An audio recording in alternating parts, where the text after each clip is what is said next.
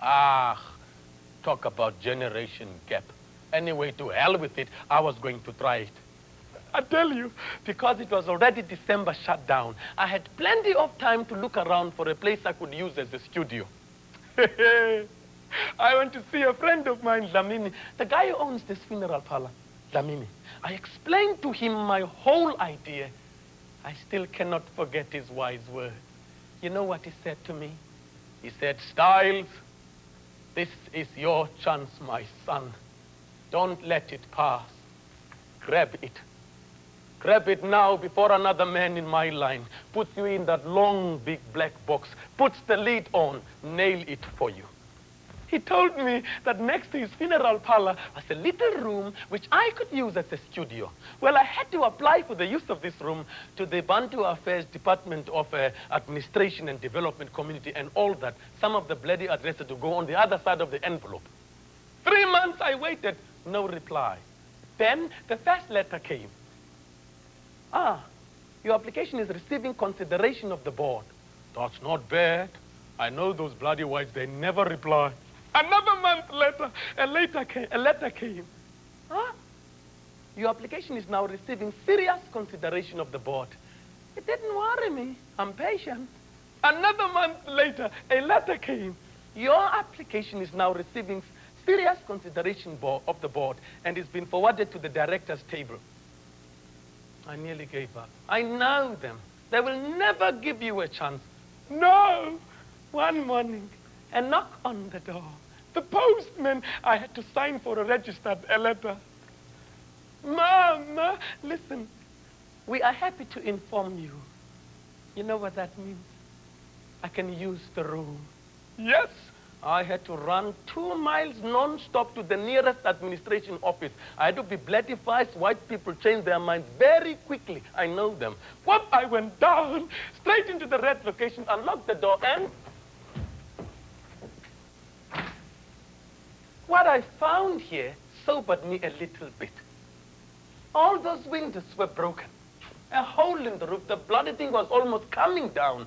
Cockroaches. The dust on the floor. When I walked in with the broom, the Sahara Desert walked out with me. I remembered Dlamini's wise words. This is your chance, Styles. Grab it. So I fixed it. And here it is. Styles Photographic Studio. Passbooks, passports, weddings, engagements, birthday parties, and parties. Proprietor Style. Take a look at it. Tell me, what do you see? Another photographic studio? Like the ones you know downtown. When you've lost your passport, you need a new one. So you come to me for a little photograph. And I say, come in, please. Come in. Sit down. You've come for a passport photograph. Yes? Please. No expression. Do not smile. Otherwise, they won't take it in Pretoria. Look dead. And I click my camera. Take your money, kick them out, and wait for the next one. No, my friend. This is more than just that. Do you know what I call this? This is a strong room of dreams. The dreamers, my people. Here lies the dreams of my people. Here lies the history of my people that will never be found in your books. There are no statues erected for my people. No monuments commemorating their great deeds. These are the people that would have been forgotten with their dreams and hopes with them if it wasn't for me, Style. All I do is very simple.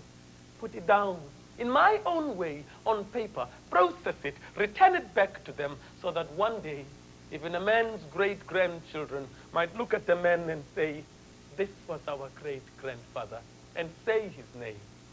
Walk into the houses of New Brighton. What do you see hanging on the walls? The story that the writers of the great books always forget. This one, a family car. It's my favorite. It's got lots of people, and each one of them wants his own copy. I tell you, they all came here.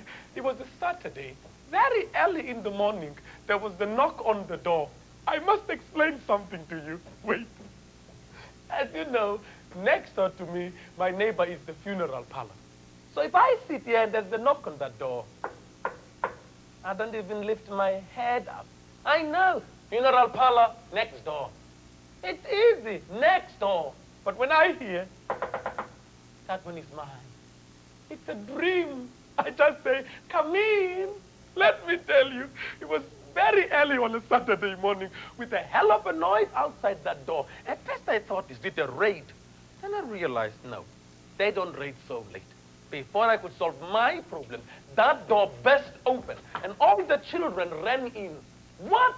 Coming to mess up my place? Get the hell out of here, bloody fools. No, more came in. I realized it was a family card.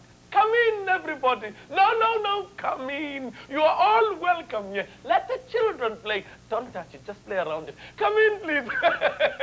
Oh, I love my brother. Oh, brothers, sisters, brother-in-laws, uncles, aunties. Oh, eldest son. And at last, an old man, a grandfather.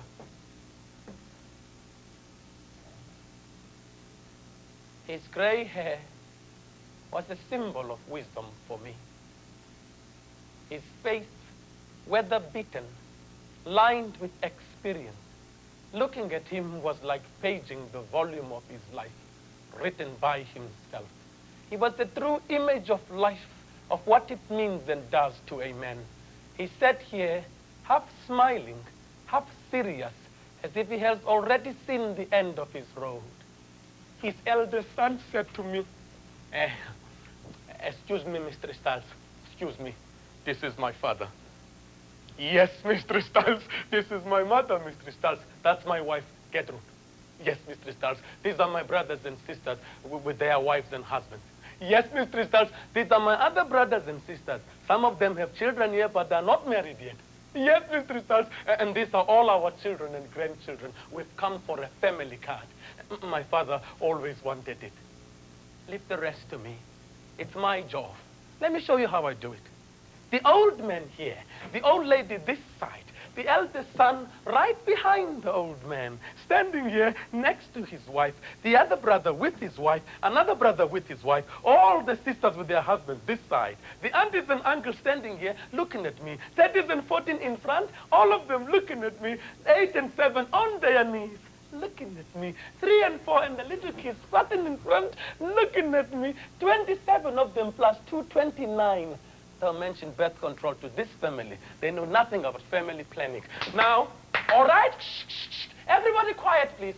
Just get together. It's very easy. No, stay there. All of you look at me and please do not move. Okay? Okay. Now, get ready.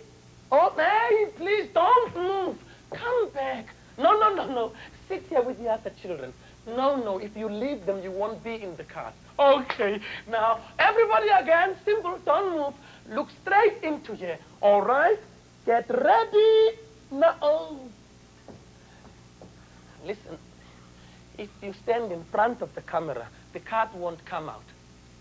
I know, I said look here, but I didn't mean come so close. All right, okay. Sit down with the other children. Oh, please come, sit down. Oh, I love you. Now, all right, everybody. Not one was smiling.